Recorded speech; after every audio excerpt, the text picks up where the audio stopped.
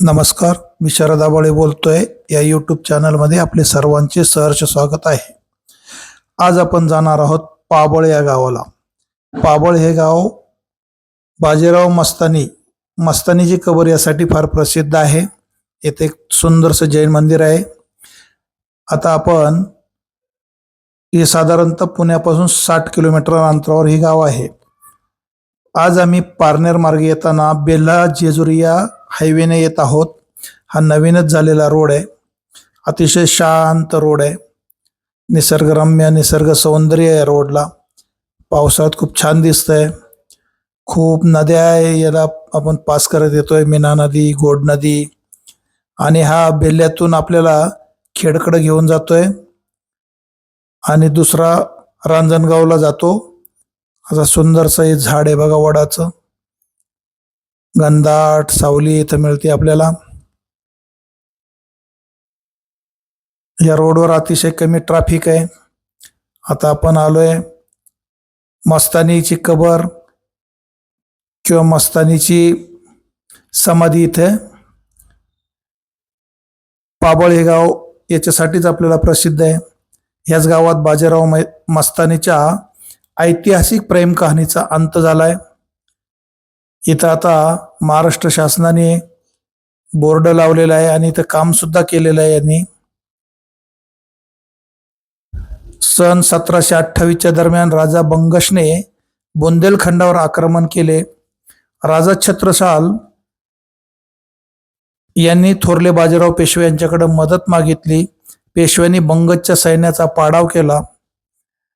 राजा छत्रसाल यांनी आपली कन्या मस्तानीचा खंडा पद्धतीने इथे विवाह करून दिला बाजीरावांबरोबर. बाजीरावांनी त्यांना मस्तानीला उपपत्नीचा दर्जा दिला. शनिवारवाड्यात मस्तानीचे वास्तव्य होते. अंतर्गत कलहामुळे मस्तानीला पेशव्यांनी कोथरूड येथे वाडा बांधून दिला. केंदूर, पाबळ, लोणी ही गावे इनाम दिली. बाजीराव 1740 साली सावरखेड येथे त्यांचा मृत्यू झाला. ही बातमी ऐकून मस्तानीने प्राण सोडले. त्यांचे दफन पाबळ येथे करण्यात आले. मस्तानीची कबर हिऱ्यांसाठी चोरांनी खोदली होती. आता तिथे जीर्णोद्धाराचे काम चालू आहे. वास्तूच्या मध्यभागी कबर असून शेजारी तुळशी वृंदावन आहे. इथे खरबतीची आरमानी म्हटलं जात आहे. याच्या बाजूला मुस्लिमांसाठी एक नमाज पढण्यासाठी जागा केलेली आहे. आता ह्या कबरीचं काम चालू आहे. इथं पूर्वी फार पडलेलं, आम्ही पूर्वी आलो होतो, पडझड झालेली होती. आता या सागाचं लाकडांना कलर दिलेला आहे. आता सध्या त्याचं काम चालू आहे. इथं आपल्याला दिसतंय इथे एक मशिदीसारखं केलेलं आहे नमाज पढण्यासाठी. बाजूला हिरवीगार शेती आहे.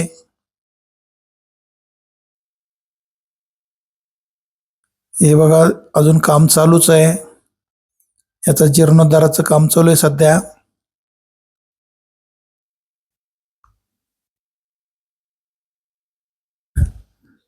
मस्तानीने इथे प्राण सोडले, पुण्यात प्राण सोडला आणि मस्तानीला इथं आणून तिचे दफन केलेले आहे.